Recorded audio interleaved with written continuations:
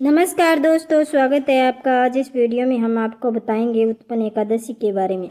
धर्मराज युधिष्ठिर कहने लगे कि हे भगवान, मैंने कार्तिक शुक्ल पक्ष की एकादशी अर्थात प्रबोधिनी एकादशी का सविस्तार वर्णन सुना है।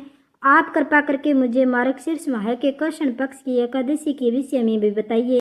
इस एकादशी का क्या नाम है तथा इस व्रत का क्या विधान है, इसकी क्या विधि है, इस व्रत के करने से किस फल की प्राप्ति होती है, कृपया ये मुझे विधान पूर्वक कहें। वीडियो अच्छी लगे तो लाइक शेयर सब्सक्राइब करें। कमेंट बॉक्स में जय श्री हरि जरूर लिखें। भगवान विष्णु बोले, मार्गशीर्ष मास के कृष्ण पक्ष में आने वाली इस एकादशी को उत्पन्न एकादशी कहा जाता है। यह व्रत शकोद्वार तीर्थ में स्नान करके भगवान के दर्शन करने से जो फल प्राप्त होता है उसके बराबर पुण्य मिलता है। इस व्रत करने वाले भक्त को चोरी, पाखंडी, परिस्त्रीगामी, निंदक, मिथ्याभाषी तथा किसी प्रकार के पापी से बात नहीं करनी चाहिए। इसका महत्व मैं तुम्हें बताऊंगा, ध्यानपूर्वक सुनो।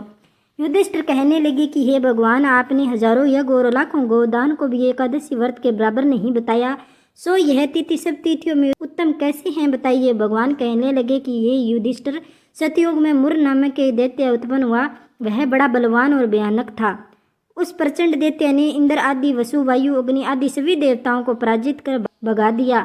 तब इंद्र सहित सभी देवताओं ने भयभीत होकर भगवान शिव से सारा वृतांत कहा और बोले, हे कैलाशपति, मुर दैत्य से भयभीत होकर सब देवताएं मृत्यु लोक में फिर रहे हैं। तब भगवान शिव ने कहा, हे देवताओं, तीनों लोकों के स्वामी, भगत के दुखों का नाश करने वाले भगवान विष्णु की शरण में जाओ, वे ही तुम्हारे दुखों को दूर कर सकते हैं। शिव जी के ऐसे वचन सुन सभी देवताएं क्षीर सागर में पहुँचे। वहाँ भगवान को शयन करते हुए हाथ जोड़कर उनकी स्तुति करने लगे कि हे देवताओं द्वारा स्तुति करने योग्य प्रभु, आपको बारंबार नमस्कार।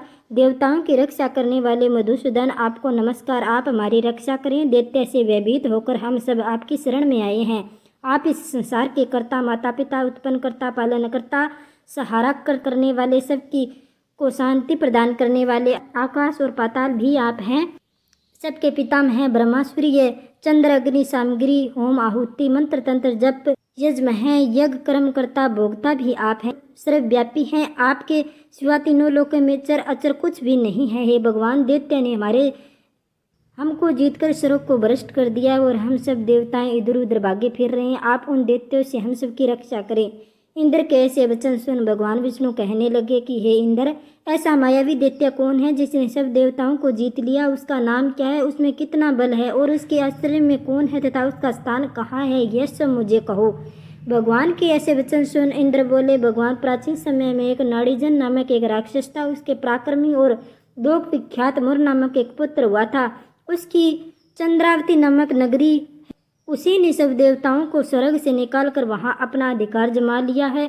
उसने इंद्र, अग्नि, वरुण, यम, वायु, चंद्रमा आदि सब के स्थान पर अधिकार कर लिया है। सूर्य बनकर स्वयं ही प्रकाश करता है और स्वयं ही मेघ बना बैठा है। सबसे अजय है। असुर निकंदन उस दुष्ट को मारकर देवताओं को अजय बनाए। यह वचन सुन भगवान ने कहा कि देवताओं, मैं शीघ्र ही उसका वध करूंगा। तुम चंद्रावती नगरी में जाओ। इस प्रकार कहकर भगवान सहित सभी देवताओं ने चंद्रावती नगरी की ओर प्रस्थान किया।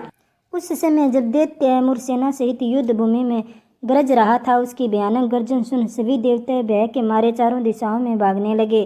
जब स्वयं भगवान रणभूमि में आए तो दैत्य उन पर भी अस्त्र शस्त्र आयुध लेकर दौड़े।